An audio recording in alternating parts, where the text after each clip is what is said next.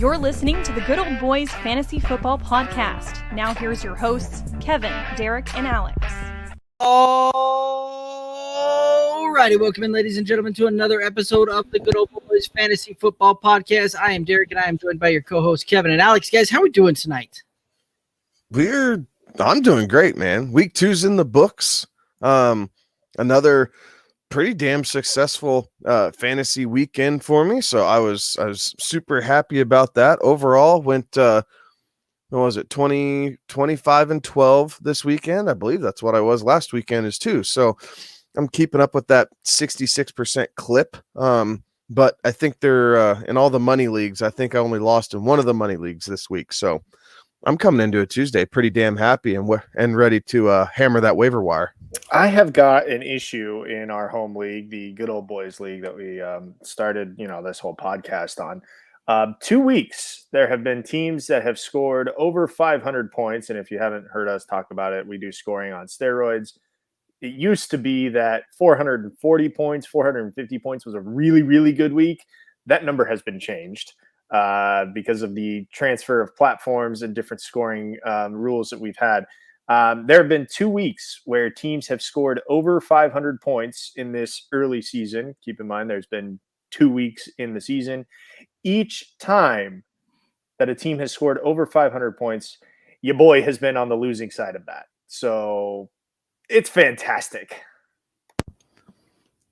It took a Aaron Jones miraculous, amazing, stupendous Monday Night Football game for me to touch over 500 on you, though. So it's not that I was projected to hit that and just run away. You and I were pretty close coming into Monday night, but after the third quarter started, all hopes of that went right out your window. Here's the worst part. I got the award. We're on Sleeper. I got the award. Sleeper hands out, the weekly awards that we have. And I got the award for best manager. I could not have put together a more perfect lineup. I still lost by 88 points. I put together the best roster I could. I lost by 88 points.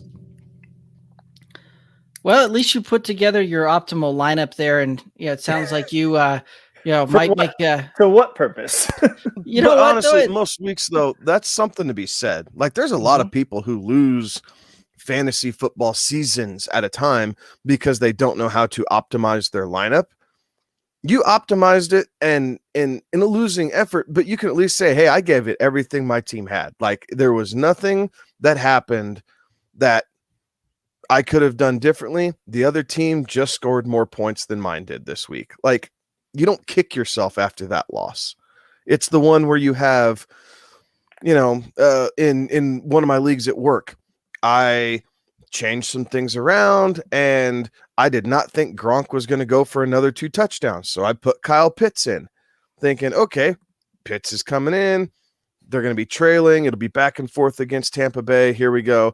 And sure as shit, Gronk scores another 2 touchdowns. And I'm going, what the crap? And sure enough, that made the difference. I ended up losing that week because I played Kyle Pitts instead of thinking Rob Gronkowski was going to have 2 touchdowns and 4 total in the first 2 weeks of the season. Right. That's Red Zone Robbie you're talking about right there. For those Absolutely. of you that didn't watch the Monday Night Manning cast. First off, what's wrong with you? Second off, watch the Monday Night Manning cast. They had Rob Gronkowski on. It was the best.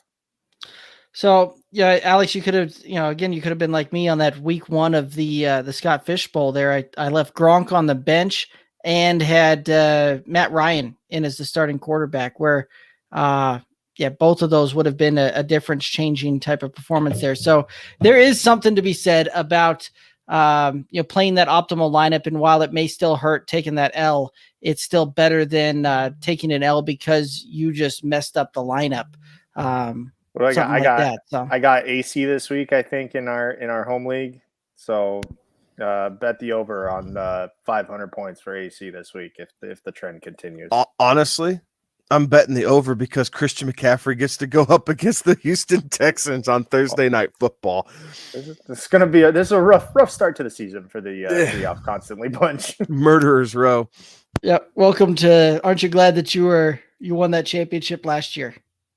It could be a while before I taste that again.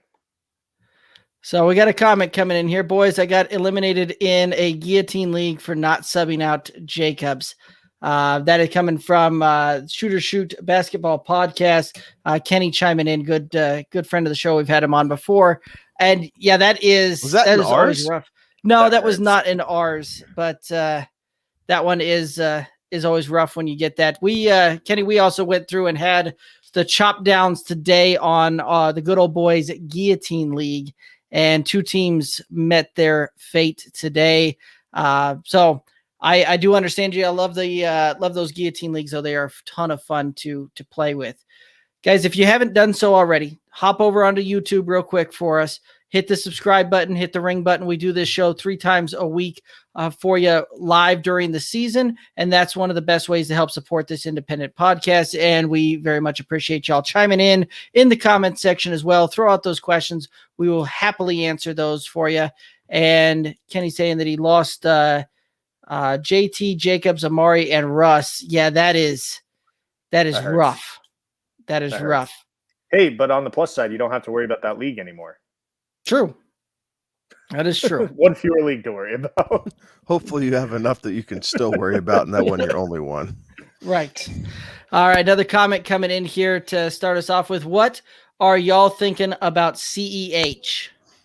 All right. So I'll bring this up to the group because this is perfect. I was just offered tonight in a league that I have with some work buddies. I was offered a first-round pick for next season and a second-round pick for 2023 for CEH. And I'm really on tilt whether I'm going to end up taking that or not. I'm just through the first 2 weeks of the season, he is not involved like I thought he would be. He's not producing like I thought he would. It has nothing to do with the fumble. It was his first career fumble. It was bad timing, and it's not that. It's just the Patrick Mahomes is in love with his right arm, and Andy Reid is pretty content in letting Patrick Mahomes be in love with his right arm, and it's just not coming to fruition through 2 weeks the way I thought it would. Now, that being said, I don't know that I'm ready to give up just yet. You had to spend a lot of draft capital on him, right? Like you took him at the back end of the second, top end of the third. If you can get a solid wide receiver for him, maybe that's not the worst deal in the world. I mean, hell, if you can get Corey Davis and Tony Pollard for CEH right now, I'm probably smashing yes and taking Corey Davis and Tony Pollard.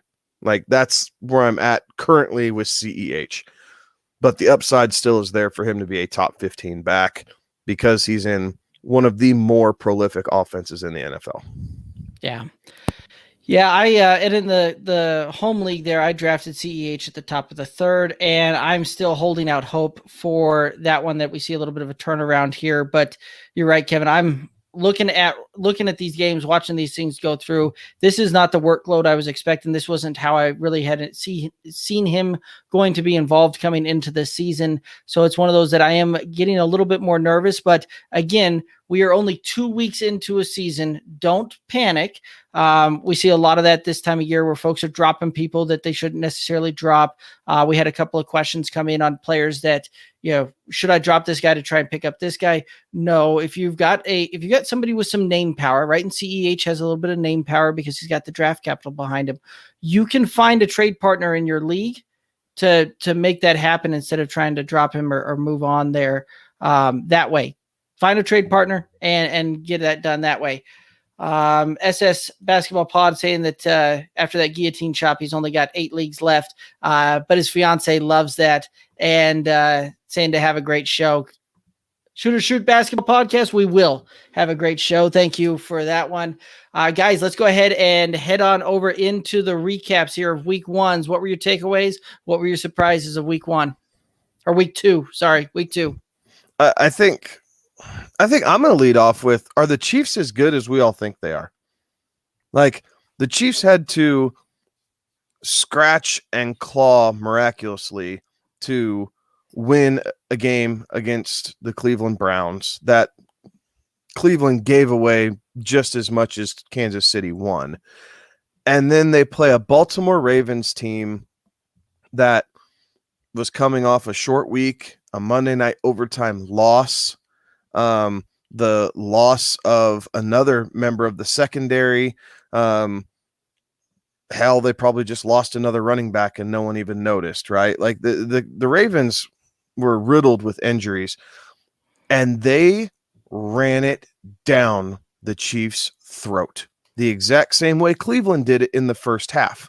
So I think we're starting to see a trend here. And until the Chiefs can commit to stopping the run, these teams that are capable of, with powerful offensive linemen who can run a play action pass, are going to give the Chiefs fits, guys. Like, we're finding the solution to some of this is, yeah, you need to be efficient on the ground to be able to still put up 25 to 30 points and really make the Chiefs work for it, but they're also not stopping anybody.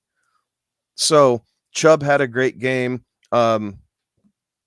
Tyson Williams had a really good game. I still don't know why they're splitting time with this kid. He's clearly the best back Baltimore has, like, clearly. But the Chiefs defense is just not good right now. And we're going back like the Chiefs haven't won a game by more than 7 points in the last nine games, I believe it is. I think Denver was the last team that they beat by more than 7 points. Yes, some of that's playoffs, but for as prolific as that offensive is, it's like it's wondering why you can't put teams away, right? The defense won't let them put teams away because they keep letting the opposing units back into the game. Yeah, as a Broncos fan, it brings me great joy to see the Chiefs struggling, and hopefully this isn't just a flash in the pan. Hopefully they're not like last year's Tampa Bay Buccaneers that figure it out, 12 weeks into the season and then run the table, which is very possible with the Chiefs. But that is something that has caught my attention. Do you like the Broncos' chances against the Chiefs more now, though, after seeing them for 2 weeks, than you did coming into week one? No. See, I do. I absolutely do. I don't, and here's why I don't. It's a simple equation of the Broncos. I don't know that the Broncos are going to be able to put up more than 24 to really about 24 points is their ceiling, game in, game out. As far as putting points too. That's correct. What they've done against bad teams. Correct. So that's where I see their ceiling as far as scoring points. And while that defense has been really good, I don't know that defense is good enough to keep the Chiefs under 30 points. So while it's probably closer on that matchup than what we may have thought going into the season, I still think that you're going to see that be about a 30 to 24 type of game when it's all said and done.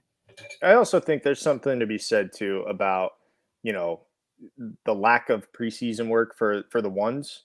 You know what I'm saying? That it takes a second. I think we saw that with the Packers in week one. None of those guys had preseason work. Their first snaps were meaningful snaps.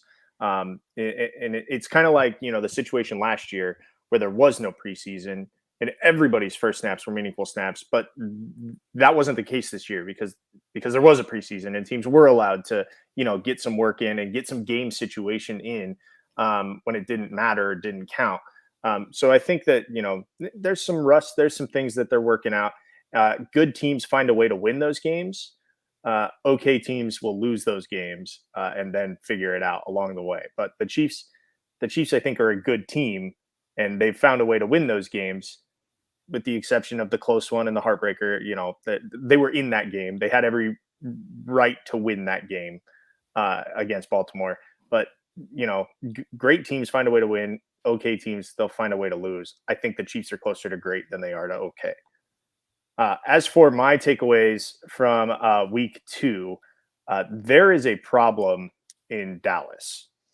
And that problem is for Zeke Elliott owners, because that problem goes by the name of Tony Pollard.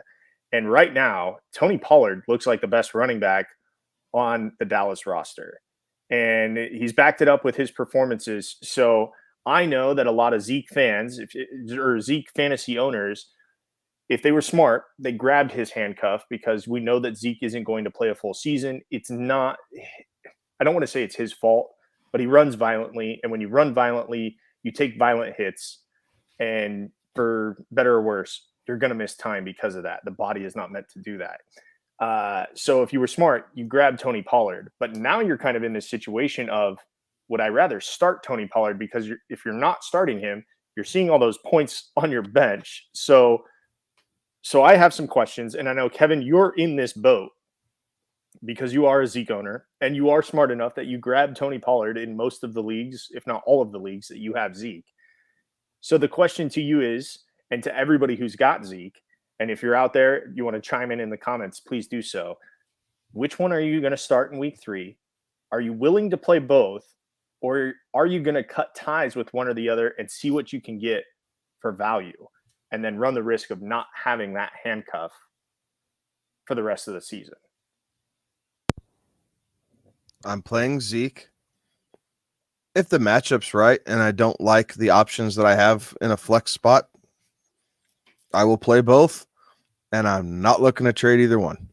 So Zeke's timeshare is still 3-1, almost 4-1. Like, Zeke is still dominating the timeshare. So Tony Pollard has done a very good job making the most of his opportunities. And isn't that what we want a change of pace back to be? Right? That's what you want your change of pace back to be in the NFL. Whether it's way back when with Mike Allstott and Warwick Dunn, right? Like, you wanted your change of pace back to be effective and to cause a disruption to the other team's defense. I think this works perfectly. Honestly, how the Cowboys played against the Chargers is their recipe for success. It's not Dak throwing the ball 58 times a game. It is finding a way to let Zeke and Tony Pollard have a combined 28 to 35 touches a game. That is the Cowboys' recipe for success because it keeps the pressure off the defense. While they've been opportunistic, they're still leaky at best. They still gave up a ton of plays. There were a lot of penalties from both teams in that game. So it didn't just come from one side. But this is why we hammered. If you're taking Zeke, you have to get Tony Pollard. We hammered this. Like, is Pollard playing a little bit better than I anticipated? Yeah, through 2 weeks, he sure is.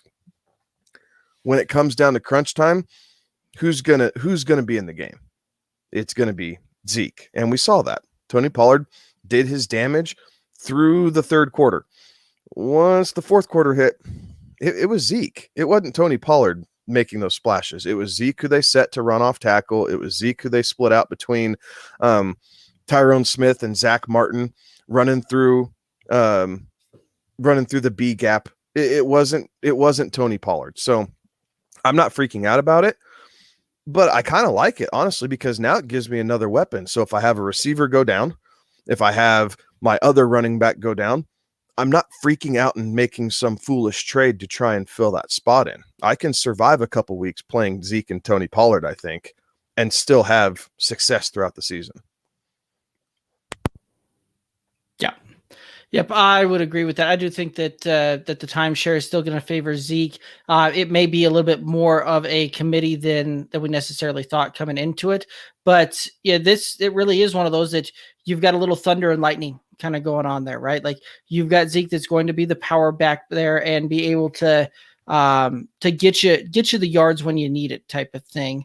And Tony Pollard coming in there to really, kind of light the world on fire with some of those sprints that he got going there. But one last thing, and it's something that we don't know about Tony Pollard, is with him not being a full-time starter in the NFL, right? He's been playing behind Zeke his entire career. It's great that they're using him more, but how is his body truly going to hold up? Like, if they can keep Zeke fresh at the beginning of the season, and then if one of those backs gets nicked and needs to play for 2 weeks solo, and then maybe the other back gets nicked and plays for 2 weeks solo, like something of that nature. But I sure don't want Tony Pollard to get injured, but can he take the amount of hits that is going to come with this increased workload. And we've just never seen that before at the NFL level. Right. Yeah. My takeaway was still very similar to last week's takeaway, right? And that's don't panic. We're 2 weeks into this thing. You've seen a lot of, we've got a lot of kind of questions coming in through the DMs, through the socials, asking, hey, should I make this trade? Should I make that trade? A lot of these things, and folks are taking less value than they probably should on some of these things. While some of these guys are going through and they're making a splash, and you're seeing some guys potentially breaking out here. Some of these other guys here, remember, you're 2 weeks in, right? Like, had you done that same formula after week 1 and you traded off Aaron Jones because of, oh my gosh, how the Packers offense looked and it's not good, and this thing, you would have just missed out on one of the most amazing performances that we've seen for fantasy in a long time. Like, he put up a great deal. And so when you do that, right, don't panic. 2 weeks in, slow down. If you have some questions, you can certainly ask us. We'll give you our 2 cents on that. What's up, Alex? I was going to tell you this very real world scenario that happened in my league that I'm in with my high school buddies. It was an auction draft and I wasn't really paying attention at the time. I have both Aaron Rodgers and Aaron Jones. And let me tell you the frustration level after week 1, because those guys did diddly squat in week 1. And I was ready to unload one of them. I'm ready to get rid of one of them. I don't care which one it is.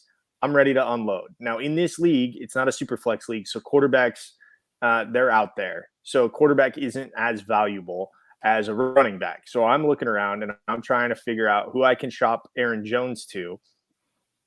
And I realized that after the week 1 performance, I'm not going to get the value that I think that I would get for Aaron Jones because of what he is, but not for what he showed. And I think that these thoughts creep into my mind as I'm going through all these scenarios in my brain.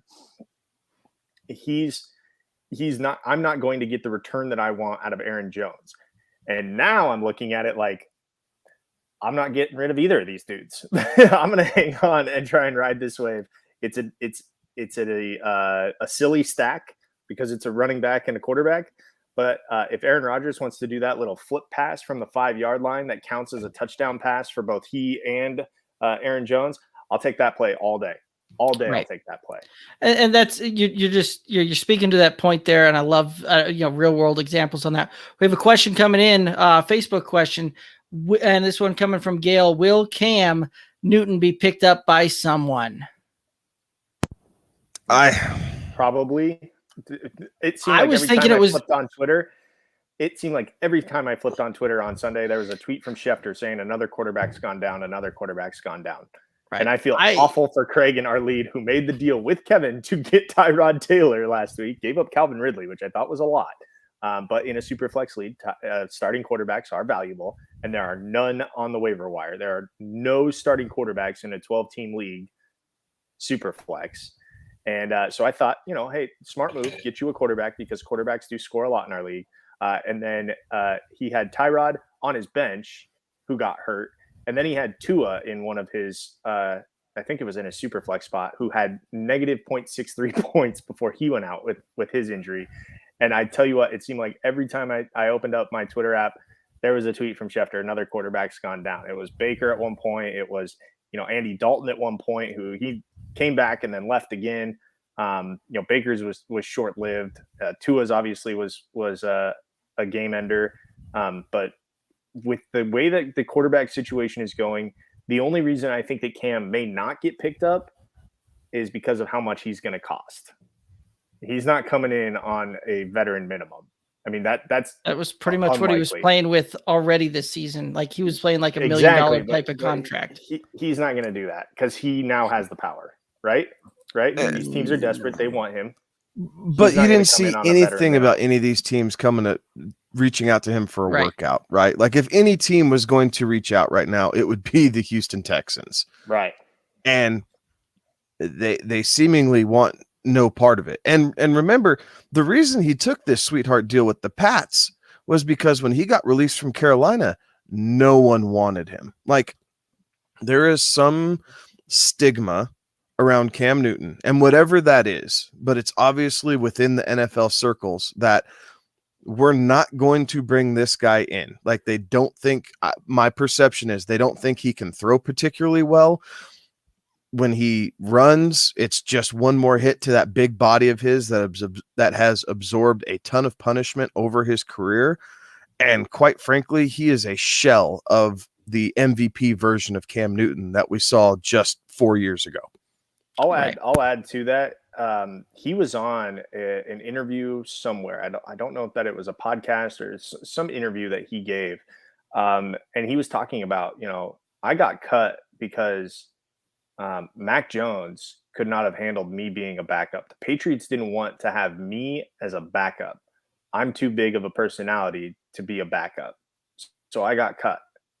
And I think there's some truth to that.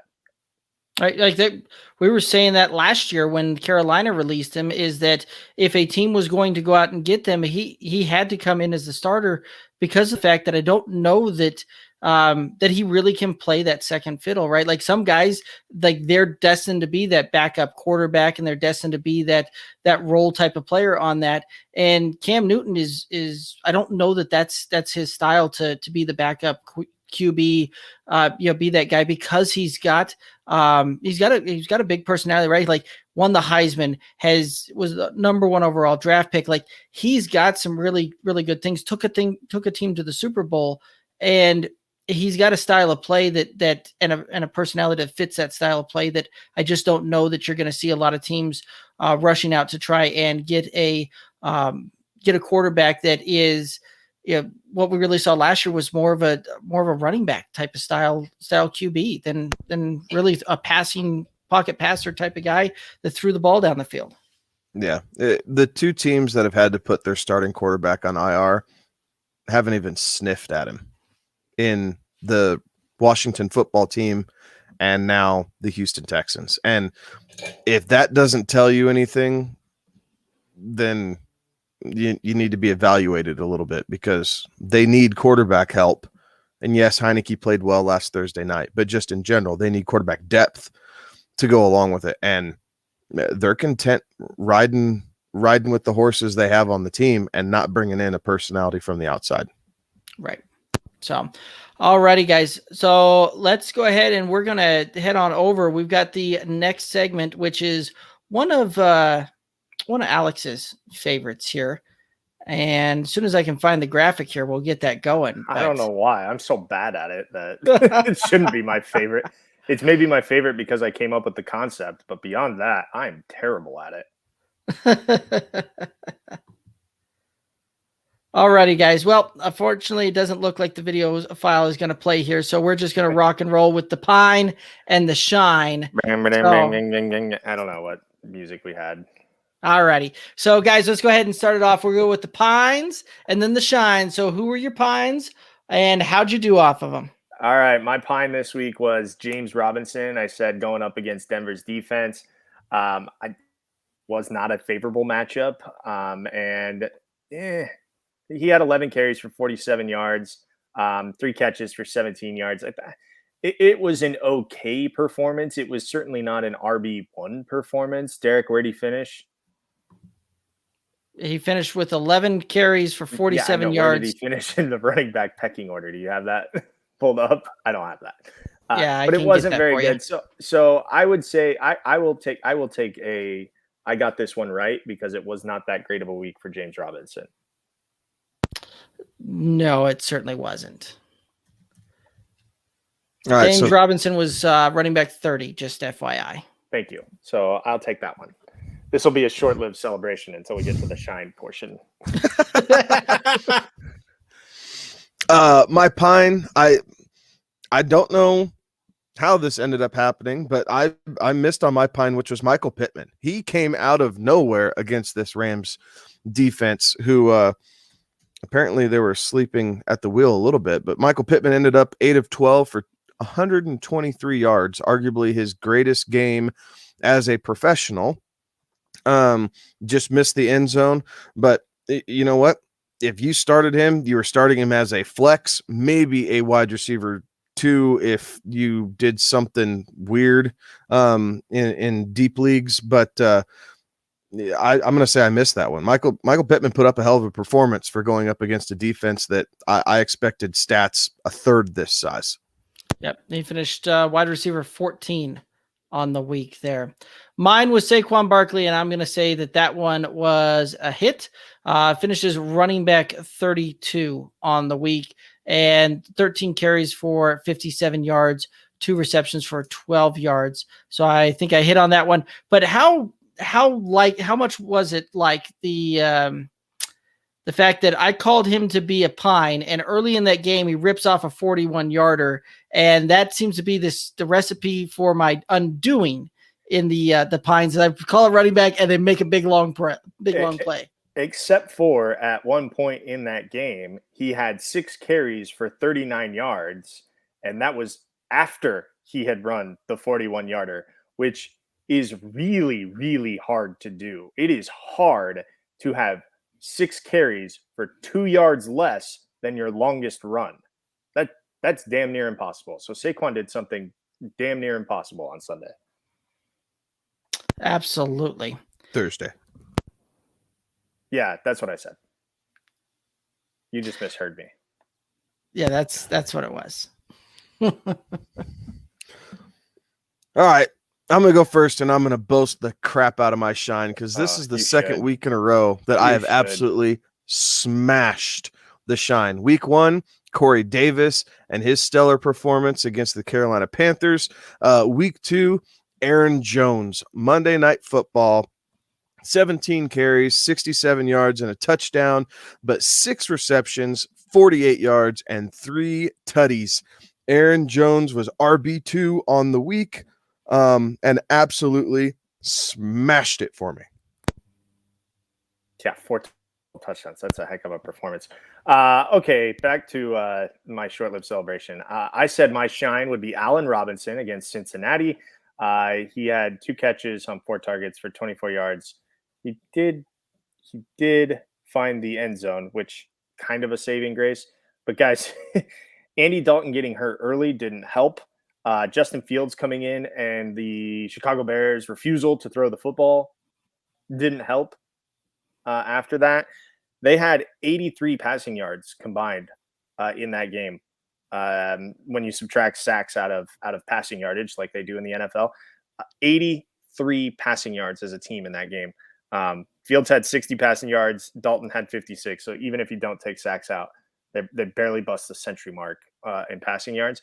That game, I think the dynamics of that game changed. So I will take the L on picking Allen Robinson, but I don't think it was my fault. I think the quarterback situation in Chicago is what ruined me. And now I'm a little nervous as an Allen Robinson owner because apparently Justin Fields doesn't like to throw the football his way. Well, how much of that though? Because he also had a touchdown called back, didn't he? Yeah, I believe so. Part of this is on Matt Nagy. Right. Like you've had all off season, you were giving him some work with the ones. Like, yes, you may not be completely comfortable with what he's doing. Yes, you had a positive game script and it helped that your defense continued to bail you out. But part of this is on Matt Nagy and calling those offensive plays. Like, I don't think he put Justin Fields in position for success. And by not putting Justin Fields in position for success, your pass catchers all suffer as well. So no, not completely your fault because he started out 2 of 3 for the 24 yards and the touchdown, and then he just got ghosted. But honestly, this is the one downside about Allen Robinson is he's pretty consistent most of the time, but there are 1 or 2 games a year where the quarterbacks just forget he exists for whatever reason. And that's part of the reason Robinson wanted out of Chicago to begin with, guys, when we were talking about, is he going to stay? Are they going to tag him? All those things, because he is the most underrated and underappreciated wide receiver 1 in the NFL. Absolutely, guys. We do have another question coming in, and we'll hit that one up as soon as I hit up my shine, which was DK Metcalf, who had a rather not great day. 6 receptions, 11 targets, 53 yards, kind of just a meh performance. Definitely thought that he would ball out and you'd see over 100 yards receiving on that one. So that one really didn't help me out.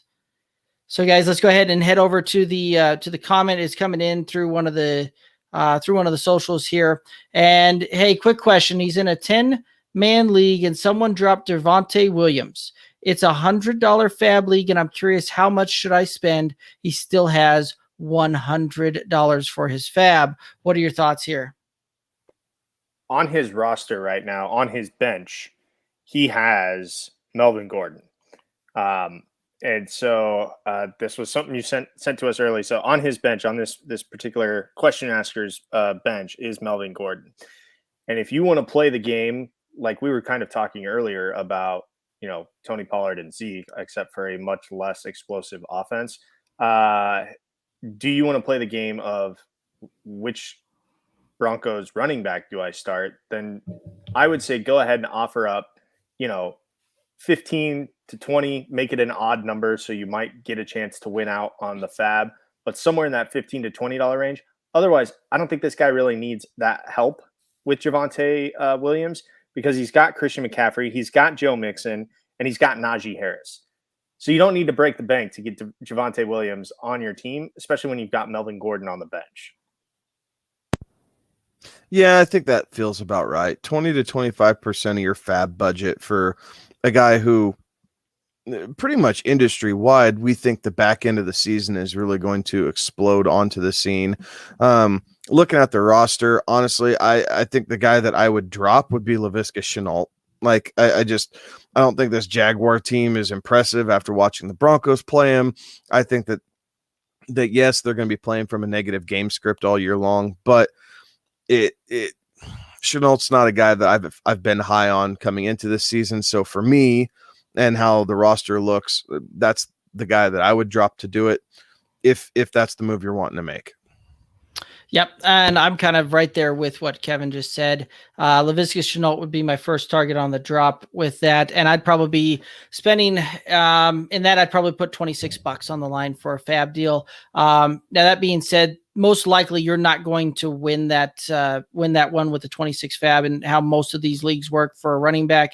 If you're really wanting to get your guy and that's your dude, you're probably going to have to be upwards of 30 to 40%, even if that's really what you want to do to win that one. But I'd throw a nice little healthy offer out there of about 25% of my fab budget, call it $26, just so I'm slightly over that, and be looking to drop Laviska Shenault if I need to do that. And it's one of those that you're playing the back half there, right? Because just like we just talked about, we're anticipating a switch between Melvin Gordon into a Javonte Williams type of thing during the back half of this season. So, Julio, I hope that answered your question. If you have any others, throw them in the comments. And guys out there watching, if you guys have any questions, anything like that, throw them out there. We love talking for those and helping you guys try and win some cash and trophies. Guys, I think that wraps up the Pine and Shine. That's going to go ahead and move us on over into the Sports Me takes. We went over to Sports Me, and for those of you that are unfamiliar with it, it's a new app out there, kind of a social media deal for folks that really like talking sports and watching people give takes back and forth on that. You can download the app, getsportsme.com, give your take and join the conversation. But we went over there and we're asking the question on the clutch and not so much. So that's one of the segments we do, and we'll get to our clutches and not so muches after that. But we asked the question of who came up clutch and who was not so much for your fantasy team in week 2.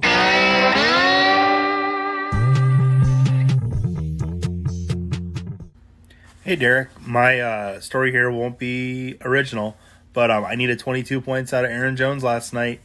And not only did he show up, but he helped me rebound from a pretty bad week 1 in a league to move from last place into 6th place at 1-1. So I was pretty happy to see that. I can definitely build off of that. So hope you're having a good day.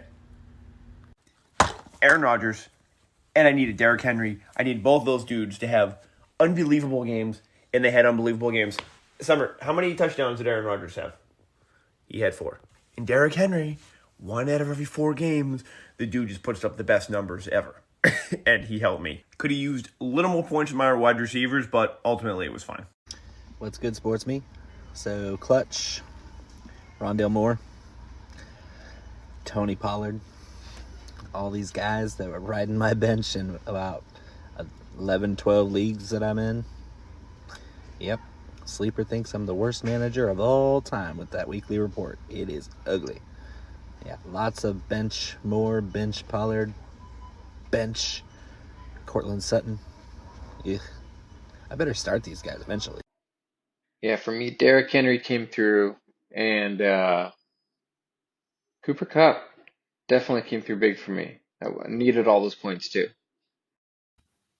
So lots of good fun over there, and talking about those sleeper reports there again. So Alex, he had the opposite experience. So a lot of fun there. We have another comment coming in here. This one coming from Twitter, and JSB _728 says he actually traded Melvin Gordon and Cooks for Allen Robinson tonight. Oh. I'm okay with that. Okay with that. That gets you your true one. Cooks is going to be up and down. He's the only guy in Houston who's going to consistently see targets. Allen Robinson is a fringe wide receiver one, right? Like he's always at the end of the season, he's always in the top 15. He's going to see the quarterbacks remember that he's on the roster. Yeah, and that'll come back around. So I like the trade. Good for him. I like it as well. Guys, let's go ahead and hit up the clutch and not so much for your own fantasy teams there. So who came up clutch and who was not so much? Much like my shine, I followed my own advice and started Aaron Jones everywhere I had him, and he was very clutch. I also have a crap ton of Derrick Henry across multiple dynasty formats, and Derrick Henry, yes, was very clutch. There were a couple of those leagues where I wasn't looking too pretty. I had bad week ones, mainly because both those guys kind of bit the dust and turn around in week 2, and they're the cause for me winning as many leagues as I did this week. So definitely my clutch performers were Aaron Jones and Derrick Henry. My not so much, my boy AK, Kamara, Sean Payton. What the crap, man? Like, you have 0 pass catchers on this roster, and I get it. The Panthers came out and laid the wood to the Saints. Like, they were not buying the hype that people were giving the Saints after week 1, and Carolina said, oh, yeah, watch this. And good for them. It was great if you're a Panthers fan. Christian McCaffrey had another great day. But Alvin Kamara, just holy crap. 8 carries, 5 yards. I think, 3 receptions for 20. Let me look this up. 4 receptions for 25 yards. That's it. So he saw 12 touches. The best player on the field saw 12 touches. Like that, the Saints are never going to win playing like that. And now they've done it in back-to-back weeks. They got lucky in week 1, week 2. Not so much.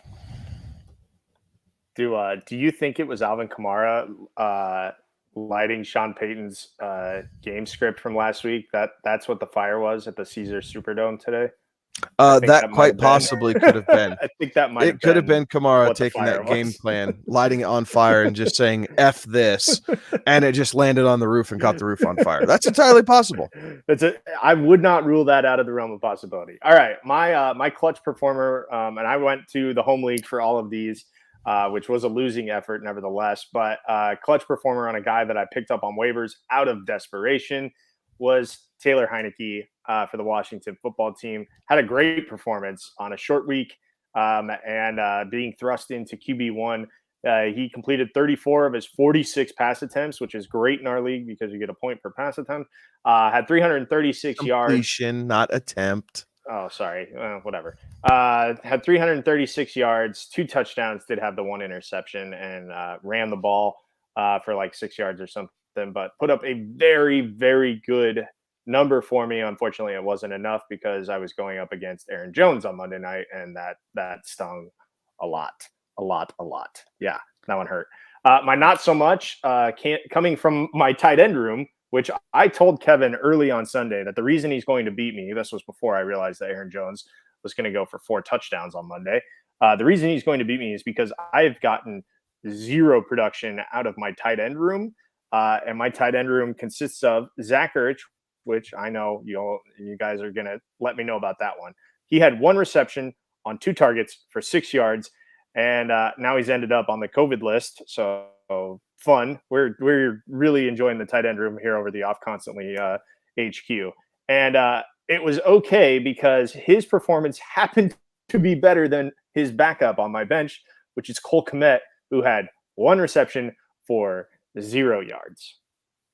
That is brutal production out of one. That position. crucial decision is why you won Best Manager, because you started your best possible lineup. That's the only reason that I got Best Possible Manager, losing by 86 points or whatever it was, 88 points. Yeah, that was a brutal award to win. But I did win it because I picked Zach Ertz and his 1 catch for 6 yards over Cole Komet's 1 catch for 0 yards.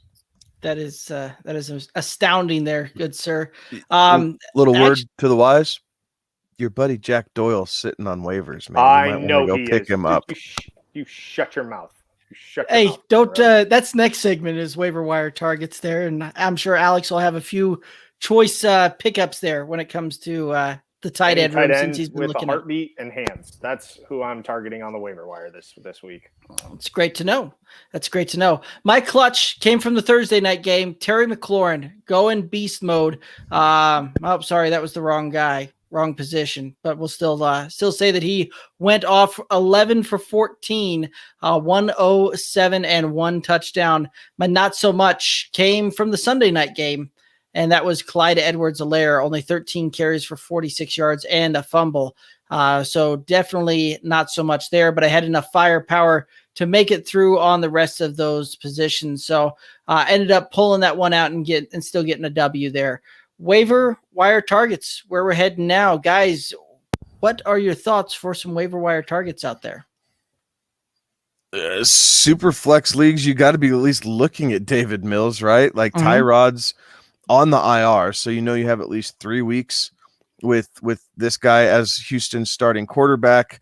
I think you need to take a look at J.D. McKissick, right? With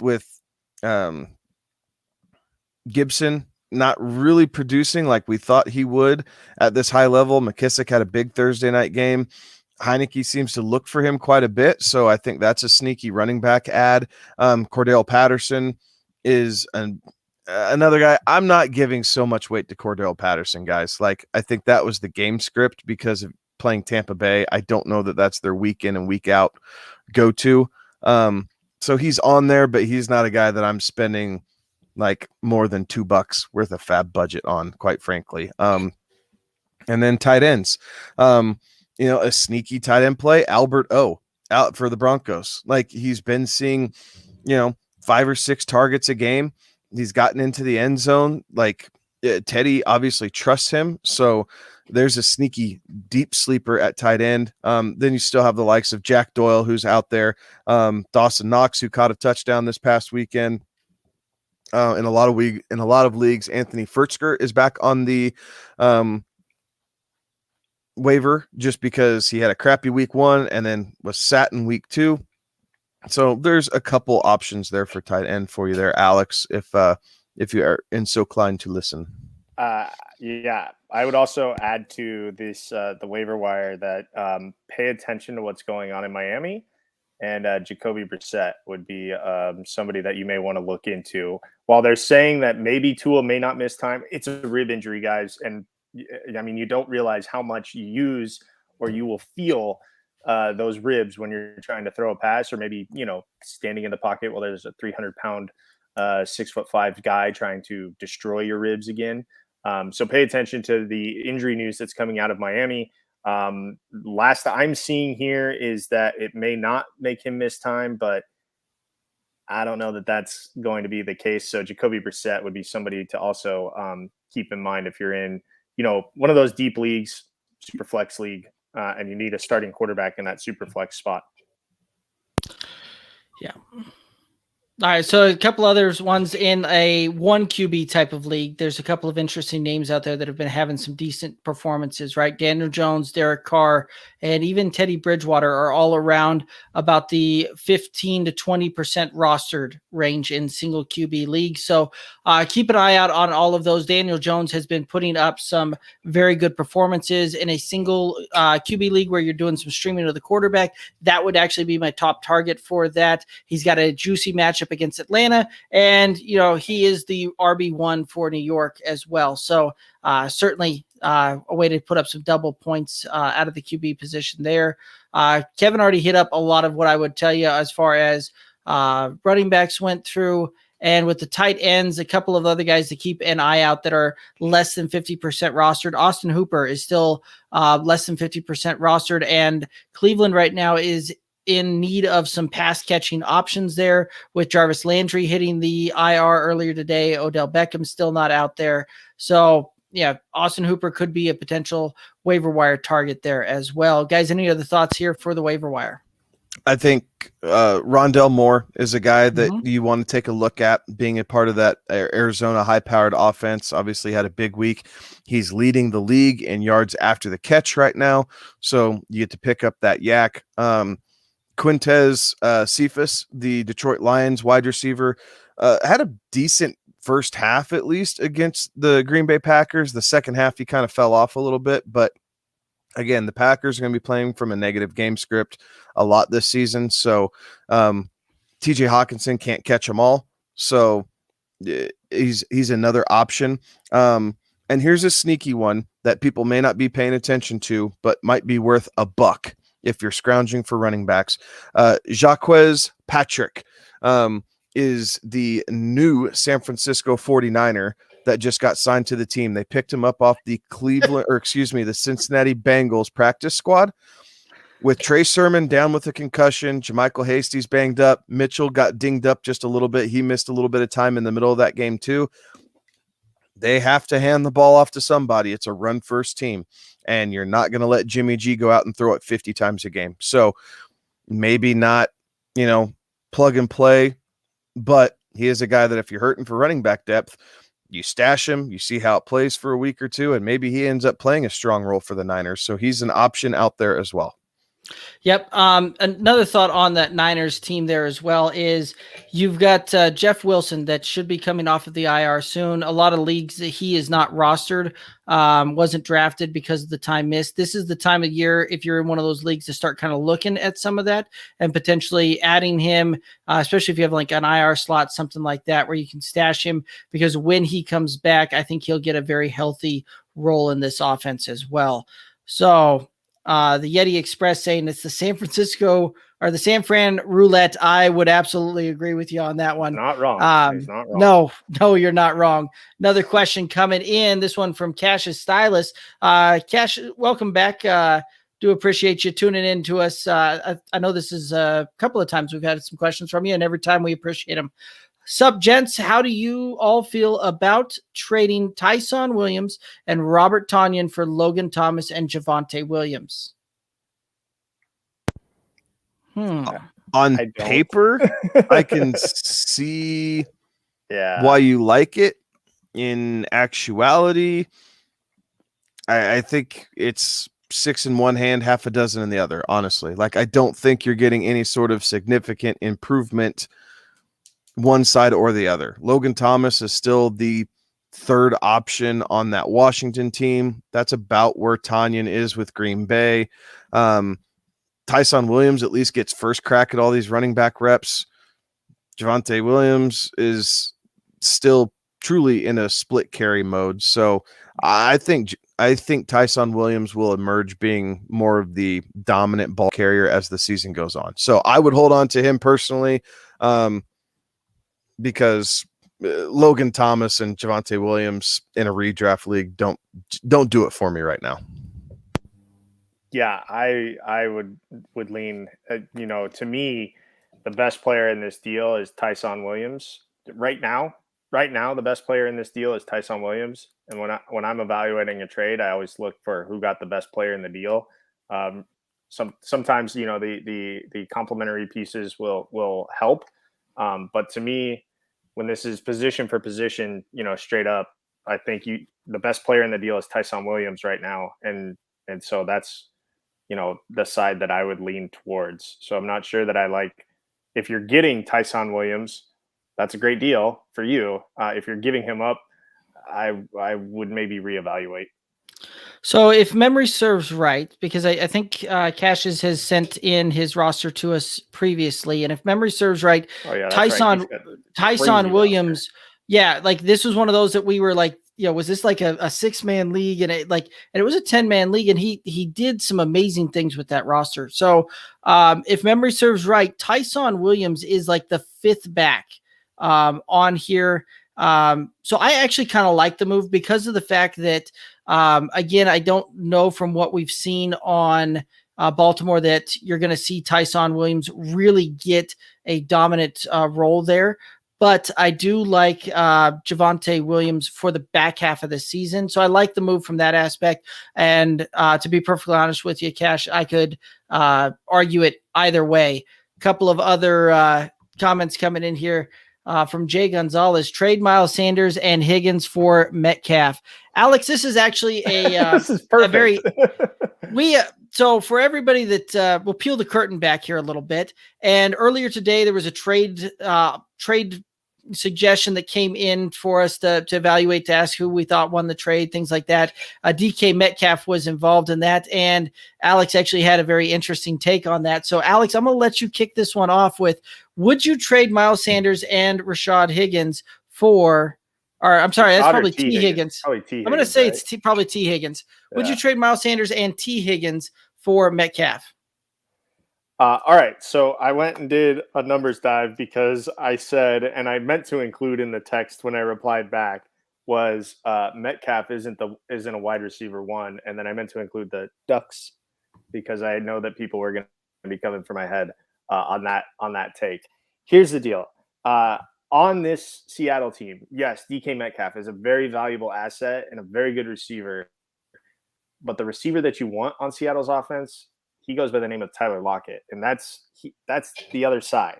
And I did some digging. I've got some numbers to back up my assertion here. And while it is negligible, I want you to know that I still wholeheartedly believe in this. I'm glad you think that, because that's not actually the case. So here we go. I went back to week 12 of last year, and the reason why I picked week 12, you're probably saying that's an arbitrary place. The reason why I did that was because between week 12 and week 17, DK and Tyler Lockett each had a game where they had double-digit receptions on double-digit targets.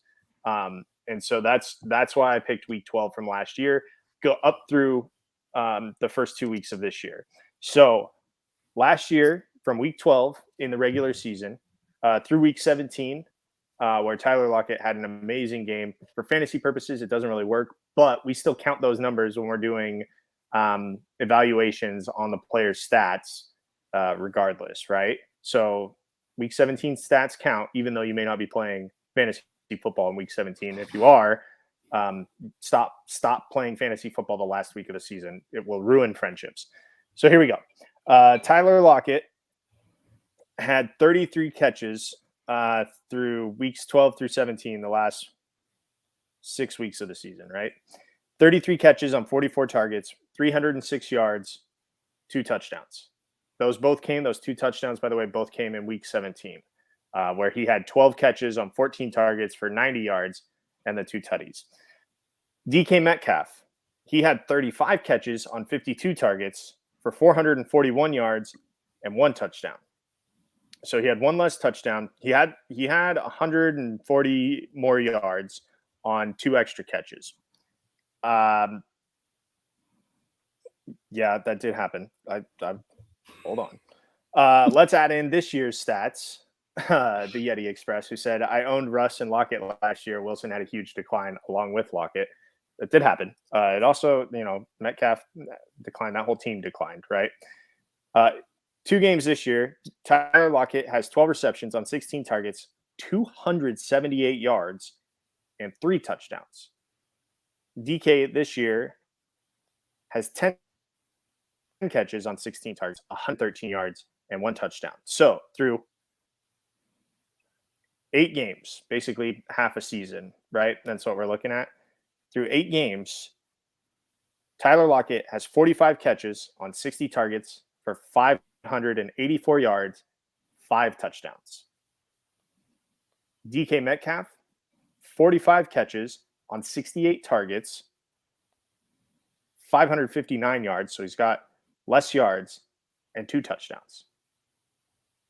So while they're both great receivers, Tyler Lockett is more efficient. Over the last 8 games, has had more yards and more touchdowns. That's what I spent the better part of my night doing. That was the mic drop. You know what? You got a round of applause there from the Yeti Express saying well done on that one.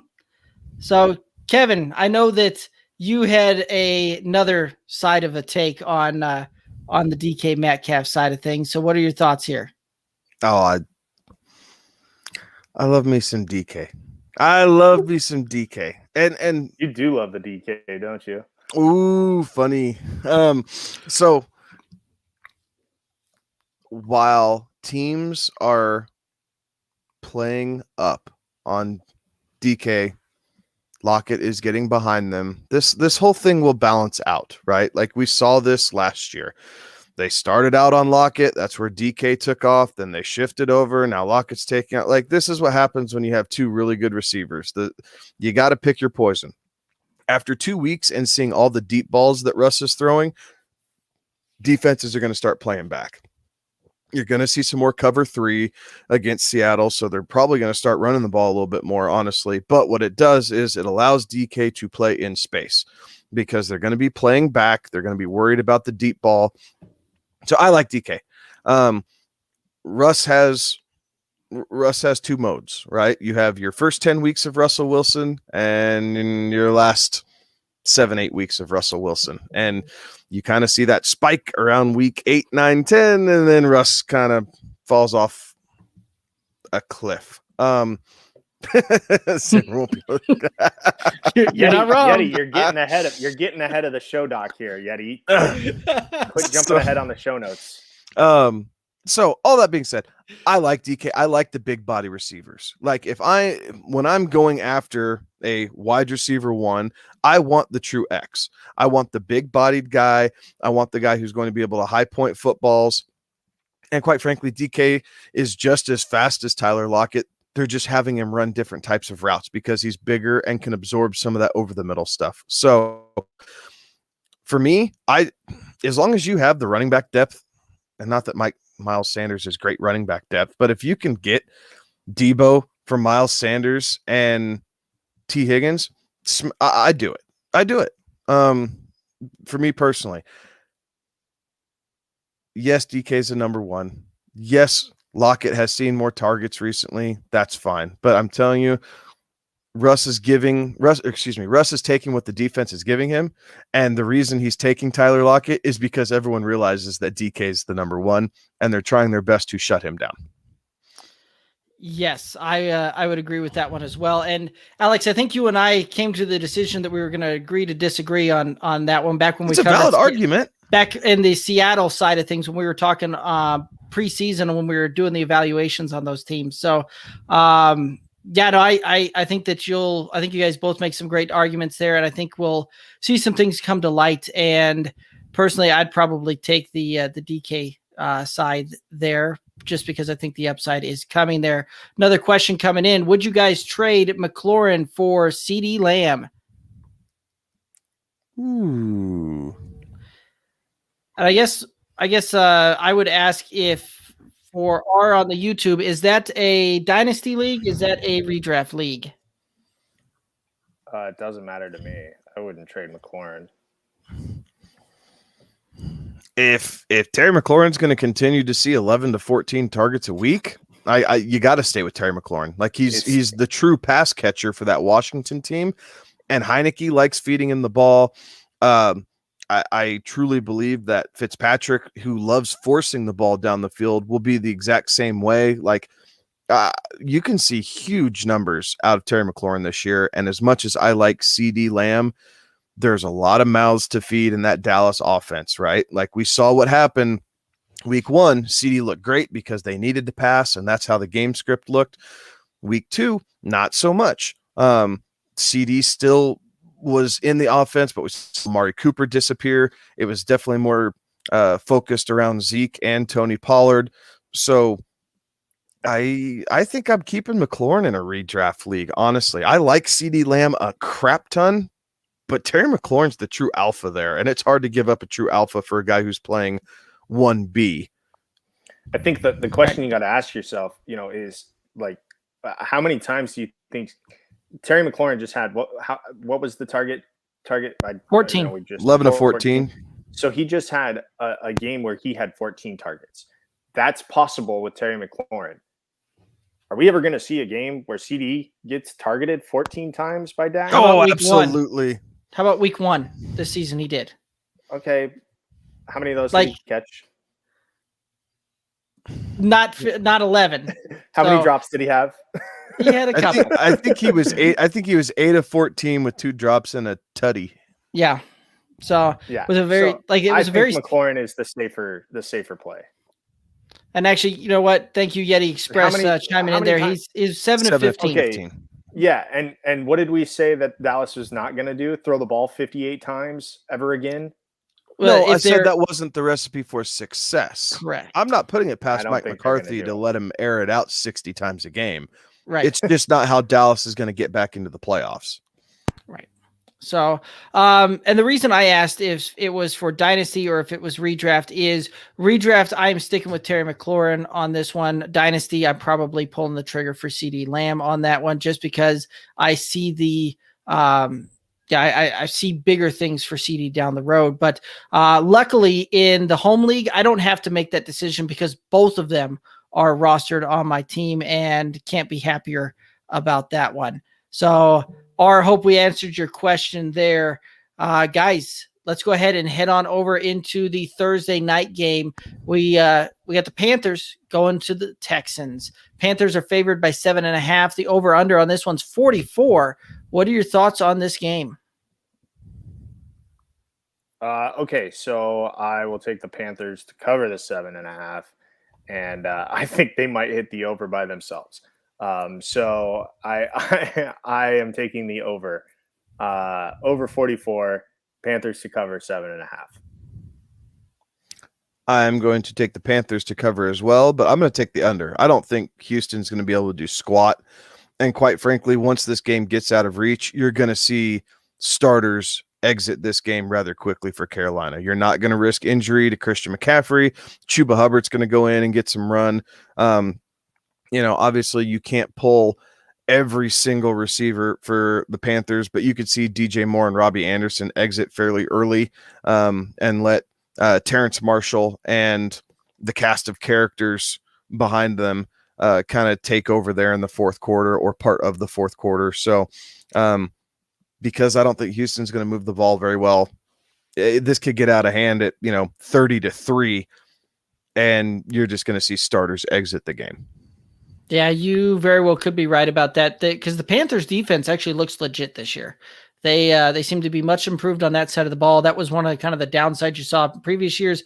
Doesn't seem to be the case this year, but I do like the Panthers to cover, and I do like the over on this one because, again, it's not going to surprise me if you see Carolina put up 35 points or so, and you'll see Houston probably squeak out 7 to 10 somewhere in there. So I could see this one.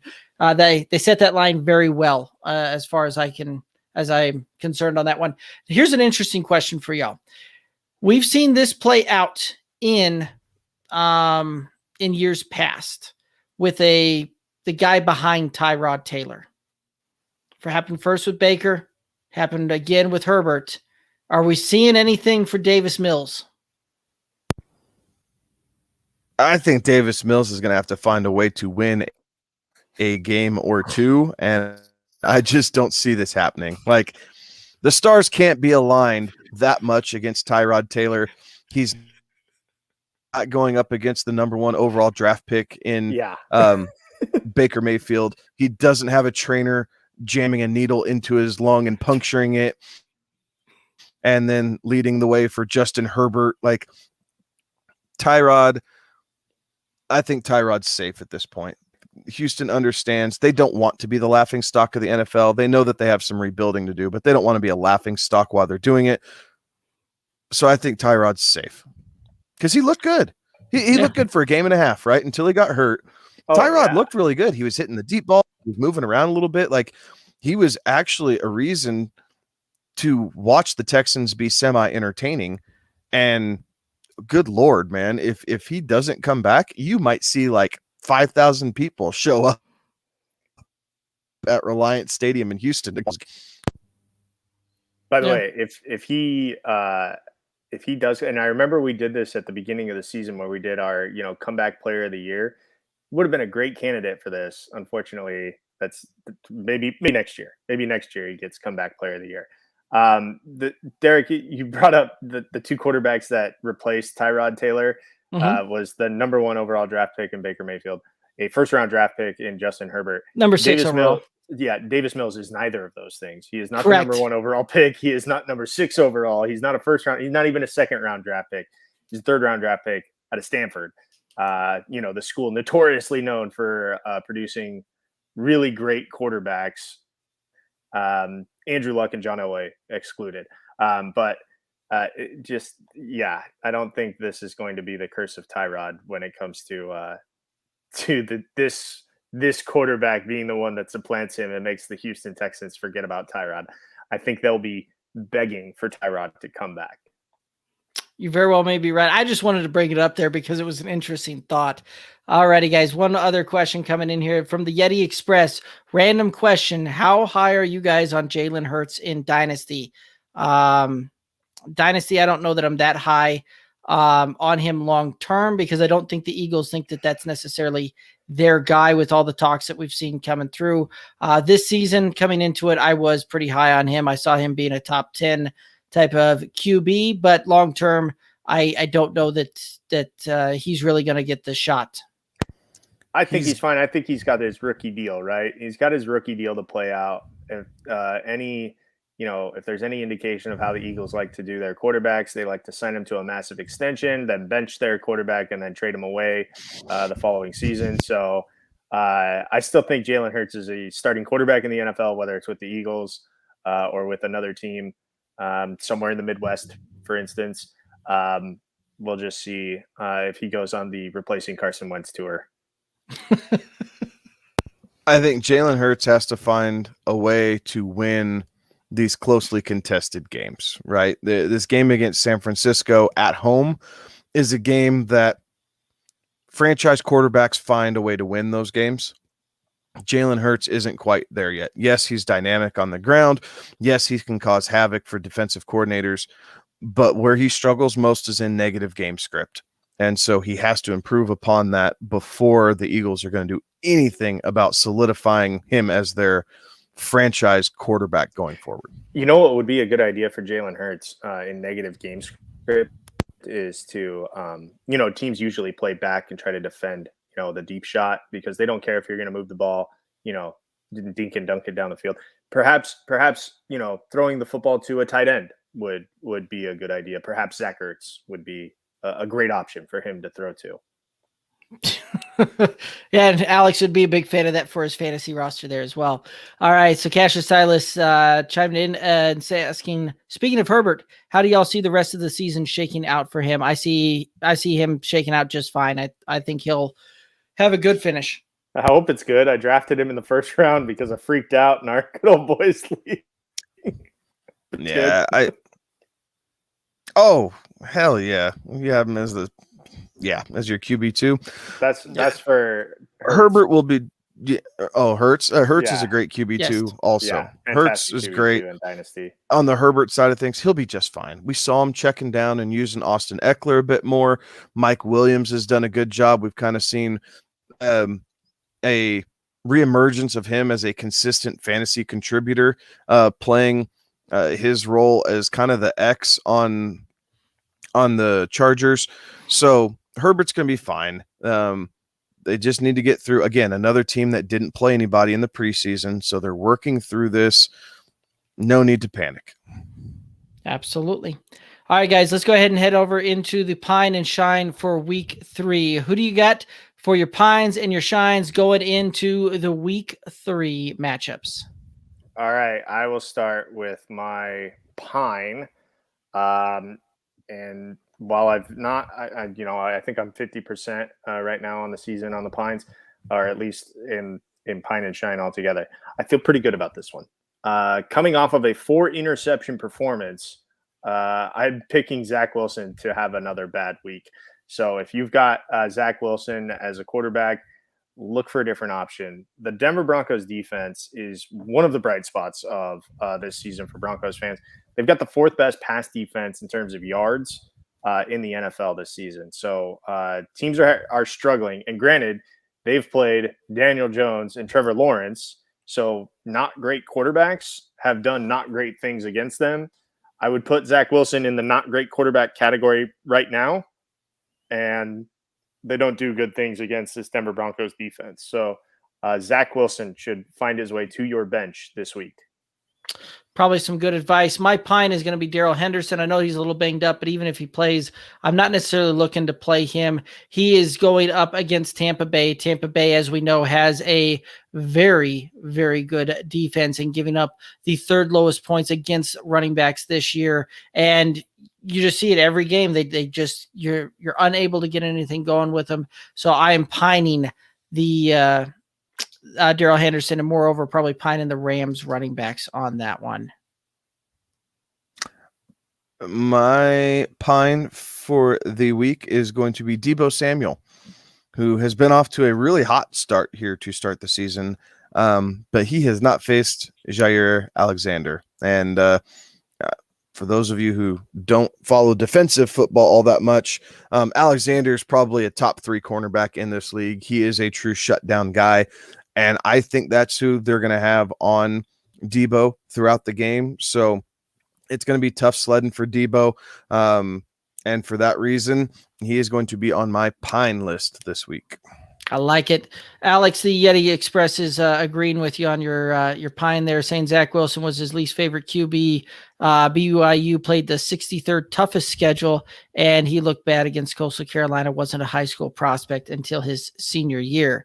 All right, guys, let's go ahead and head on over into the Shines. Who you got shining out? All right, so we kind of touched on this a little earlier in the show, thanks to Yeti Express. I'm going to go with Tyler Lockett. Maybe it's because I did all this research about how good he's been and I want him to come to fruition a little bit more. But they are playing Minnesota this week, and Minnesota has the 26th best, the worst. They're 26th in the NFL when it comes to pass defense. And I think Zim has enough of an ego that he ain't going to that's very funny. He's going to have enough of an ego that he's not going to want to let DK Metcalf beat him. So Tyler Lockett getting a lot of balls thrown his way as he and Russ continue to cook. Isn't it? Let Russ cook. Isn't that the thing? Yes, that was the thing. That was the thing. Kevin Cash is chiming in saying that Jair is top 2 and he ain't number 2. So he agrees with your take there of he is one of the best corners out there, but he takes a step further saying he is the best corner. My shine is Marquis Hollywood Brown. I think Jalen Ramsey might have something to say about that, but it's okay. It's a good argument. And I'd like to have a word. Well, that's a good debate, maybe for a different time, but I do think Jalen Ramsey might have something to say about that right now.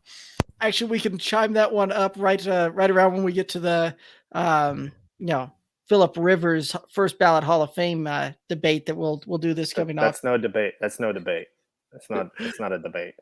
All right. Well, my shine, I finally get to talk about Marquis Hollywood Brown here. Playing Detroit. Detroit has been giving up some big plays to wide receivers over the course of the year. You saw Debo week 1. You saw while a lot of that touchdown work went to Aaron Jones this past week, Devontae Adams still put up a very big week against them. And Marquis Hollywood-Brown has had 6 or more targets every game this year and had been putting up touchdowns in both of those games. The Detroit secondary isn't great to the point where they can give up those big plays. And Marquis Hollywood-Brown is a guy that can get behind the defense and, just break one off. He's a one-touch type of guy. So again, I see a very big week ahead of Marquis Hollywood-Brown. Kevin, who's your shine? My shine this week is going to be Sterling Shepard going up against the Atlanta Falcons. So if you guys are out there, you're looking for a flex play, you're a little undecided, I'm going to take my stab at Sterling Shepard in the flex spot where needed. The Atlanta defense is terrible. Daniel Jones has been off to a pretty solid start. So it's not that he's turning the ball over 6 times a game. So I think that'll continue. And Sterling Shepard's kind of been his security blanket. It hasn't been Kenny Golladay. Darius Slayton can't catch the deep pass for touchdowns that cost them games on Thursday Night Football. But Sterling Shepard's been the constant. And as long as he stays healthy, I think that continues into this week. So Sterling Shepard is going to be my shine of the week, so I can go 3 for 3. I like it. Yeti Express saying the shine for him is Chris Godwin. That could be an interesting one with the Tampa Bay going up against the Rams defense. I like it. Brady ain't scared of nobody. True. Them's facts. True. I'd like to throw Gronkowski out there. Shoot, dude's probably got another 2 touchdowns waiting to happen. Exactly. So Cash is chiming back in on the Jalen Ramsey takes in slow elastic arm. I'm not real sure how that reads, but I think cooked up man to man. That's what he's saying. He's getting there we cooked go. up man to man. There we go. So Kevin, he disagrees with you. Yeti Express chiming in on the Sterling Shepard side of things. That rest in peace, Kenny G. And Cassius Silas saying no, he's not a salty Jags fan. Oh, now it makes sense. It does start to make a little sense there. I'm just glad that we had two former Oklahoma players in the shine category this week. That made me feel a little good there. All right, guys. So any other thoughts on the pine and shine? Pick one to fade. Pick one of mine to fade. Either Zach Wilson goes ham or Tyler Lockett's got nothing. Fade one of mine this week. It's bound to happen. These teams have had 2 weeks to knock some rust off for not playing starters in the preseason. Now's when you start getting a real idea of these offensive philosophies and concepts. You play your studs. Don't get cute. Don't try and outsmart it based off of what the first 2 weeks did. Play the guys you drafted for a reason and ride this out for another 2 weeks before any sort of hasty decision. Absolutely. I like that advice. Guys, we've got, we're going to head over into the Thrive props there. And are you guys looking for a new way to play DFS? Download the Thrive Fantasy app today on the Google Play Store or the Apple App Store. New users get a 100% deposit match instantly up to $100 when using the promo code GOBFF. That's GOBFF. They have over-unders on player props for more sports than just the NFL, including free rolls on various sports. Again, that promo code for a 100% deposit match instantly up to $100 is GOBFF. So guys, we've got some Thrive over-unders here, some props going on here. What were your guys' takes here? Which one of these Thrive props are you taking? Okay, so I initially had a different one from the one that I settled on because I looked at the points and I actually thought this one would give me more points because they associate an over with points and an under with points here on Thrive Fantasy. So I have taken Calvin Ridley over half of a receiving touchdown. The Giants have given up at least 2 passing touchdowns in each game. I think that Ridley probably gets.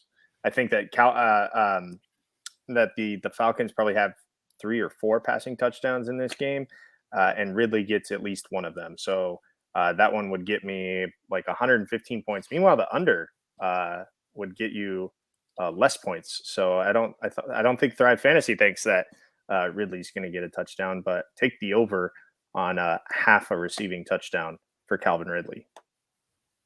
I like it.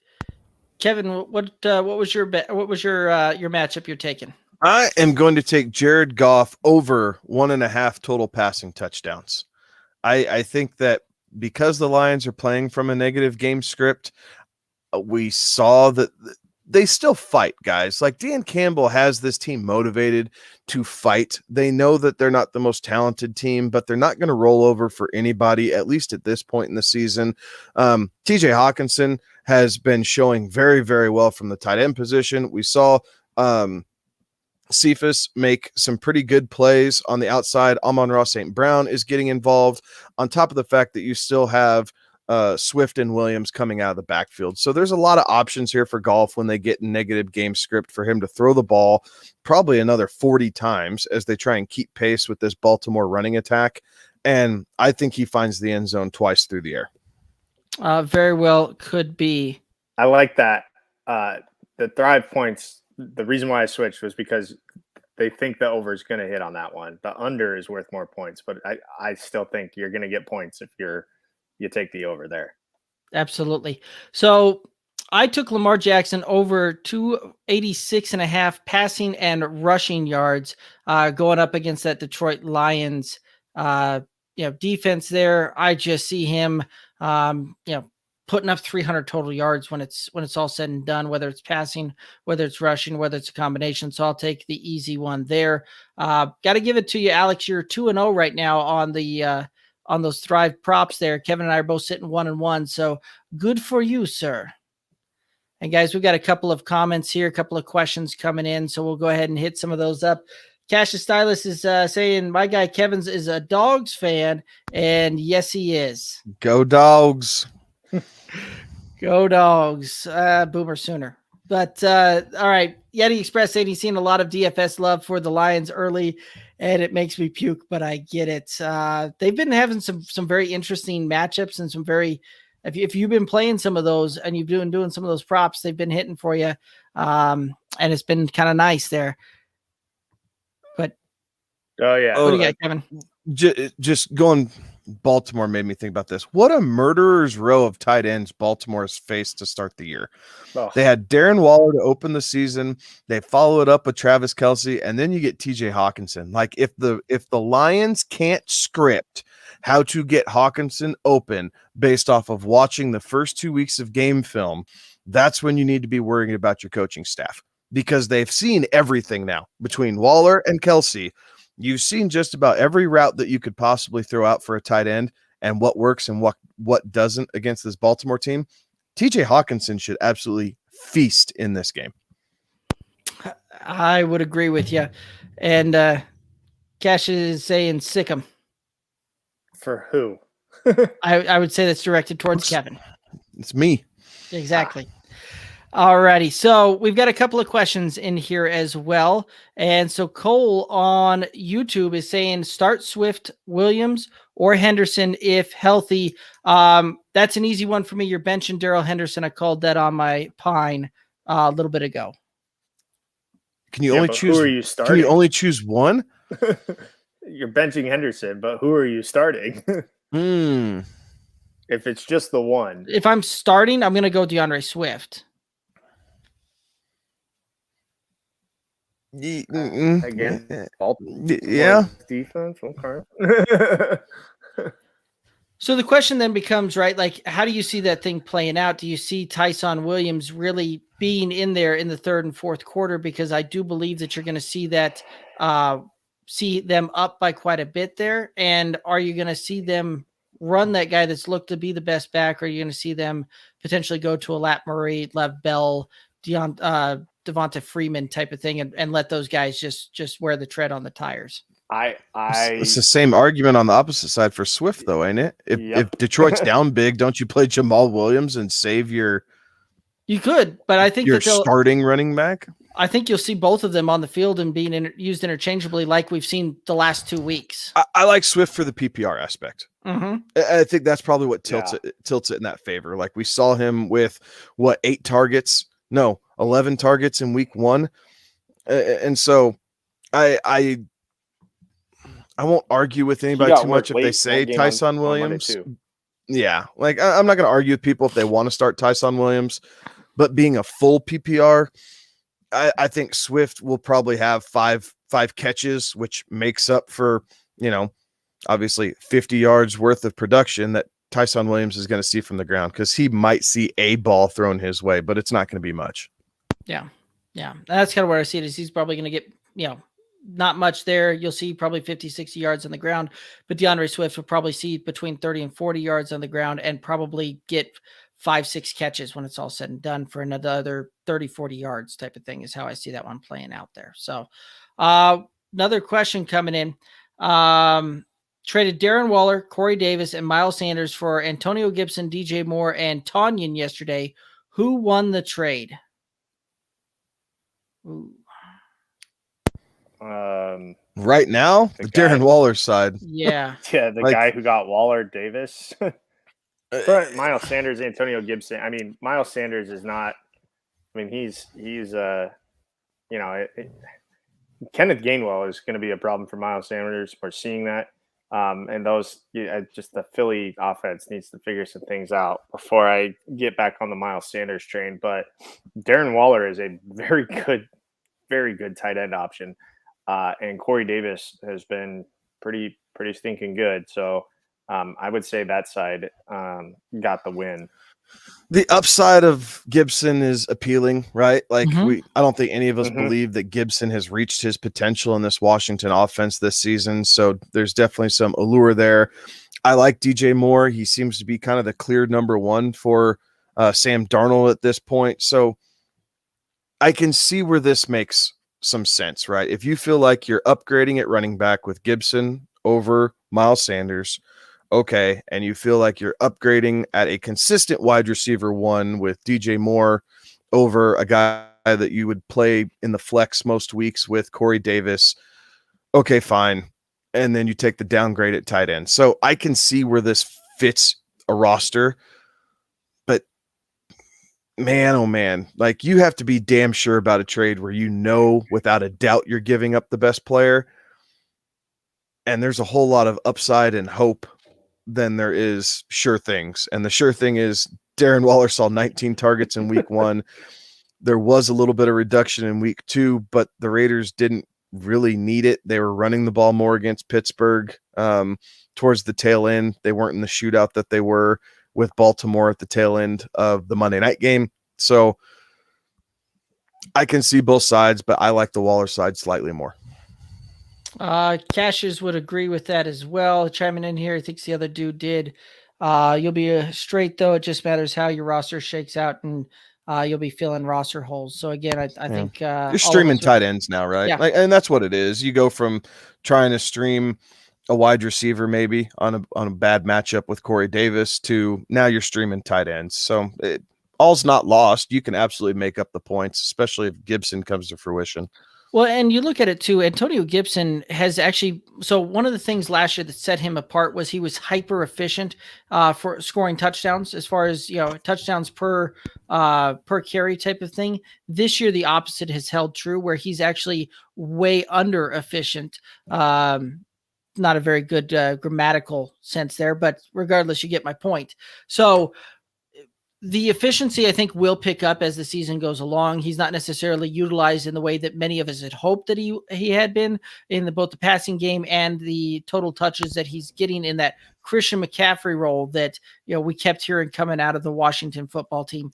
But the touchdowns will pick up. I think the efficiency picks up, and I think you'll be all right. He still needs to play the Cowboys twice, so you'll be okay because he does eat it up against the Cowboys defense. So it's not that it was a bad trade. It was honestly is probably a pretty damn fair trade. It just I really need to see Washington use Gibson the way that everybody kind of anticipated it before you kind of say, yeah, we absolutely won that side. Okay, and we get a little more information on that one. He has Higbee as well. So you've got some tight ends that you can go back and forth on, and the wide receivers now are Justin Jefferson, T. Higgins, and DJ Moore, which he put in the flex.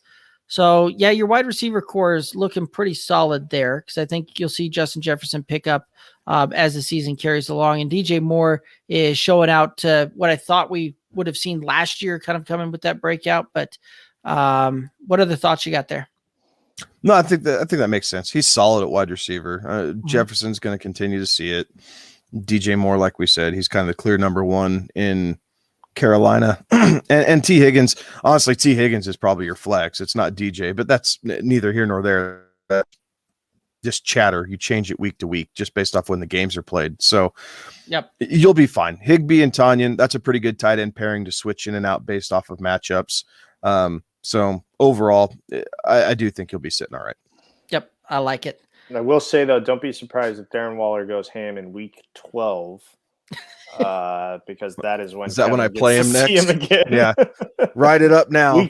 We're 10 weeks away. Week 12, Darren Waller is going to have 10 catches for 150 yards and 2 touchdowns just to piss me off. Yes, I think they do. I think they go through and put a little like bulletin board material in his locker whenever he faces you. They've got that figured out. The crazy thing, I have plenty of shares of him this year too, because I refuse to just be beat by Darren Waller. So I went out and changed my draft strategy to pick up Darren Waller in the late second, early third, depending on where I was drafting, so I wouldn't constantly get beat up by him.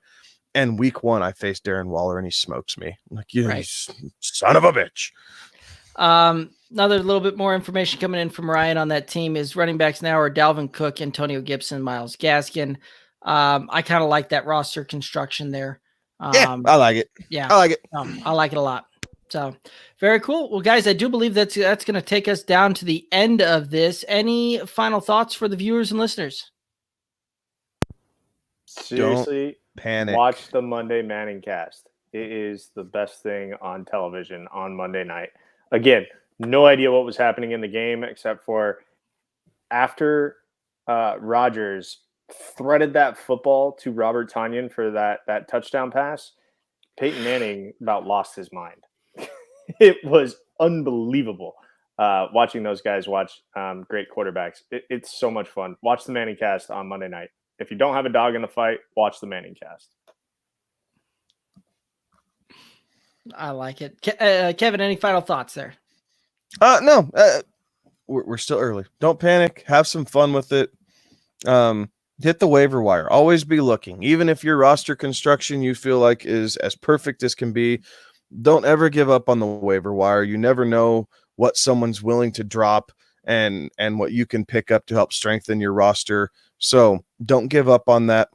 And again, start your studs. Don't get cute. It's only week 3. Even if you started 0-2, there's still plenty of time to come back in any leagues where you're 0-2. So have fun with it. And as always, hit us up if you have questions. We're more than happy to help. Absolutely. So Yeti Express chiming in there. Final thought, Rondell Moore available. Pick him up now. May not be a bad option there. Also, shout out to Yeti Express. It's a rough time to be a Minnesota sports fan right now. Keep plugging away. Eventually, you'll die. Wow. All right, guys. Final question coming in. We're going to answer this one real quick before we go. In a PPR 12-team Superflex, is either Quintez Cephas or Renfro worth a waiver claim? Cephas might be. Yep. I think depending on what your depth looks like at running back, if you need help, I mean, both of them are potential waiver claims. Yeah. Depth is always a good thing. And if you have someone who's just taking up space on your roster, drop them and bring in something. Cephas probably first, being a more of a true, I guess, first or second option. Renfro's really like the third or fourth option in Oakland, in Las Vegas. So Cephas probably first, but Renfro's been consistently seeing, 6-7 targets a game. Absolutely. And there you go, Alex. Yeti Express saying it's been rough for 30 years. So absolutely. Guys, I do believe that's going to wrap up yet another episode of the Good Old Boys Fantasy Football Podcast. We appreciate everybody tuning in, listening, watching, chiming in, giving us all your questions. We thoroughly love that and enjoy that. So thank you very much for being part of the show and helping us out there. If you can do us a favor, hop over to YouTube, Good Old Boys Fantasy Football Podcast YouTube channel. Click the subscribe button, ring the bell. We do this show live 3 times a week, Tuesday nights, 11 p.m. Eastern, Friday nights, 11 p.m. Eastern, and Sunday mornings at 11:45 a.m. So we can get all of your start-sit questions, get you guys squared away, preview matchups, hit your waiver wires, all of that kind of good stuff. One of the best ways to help support this independent podcast. You can find us on the socials, Twitter, Instagram, Facebook, at Good Old Boys FF. Connect with us, send us your questions, all those good stuff. We'll get back to you as quickly as you can. For Kevin and Alex, I'm Derek. Have a good one. Be safe.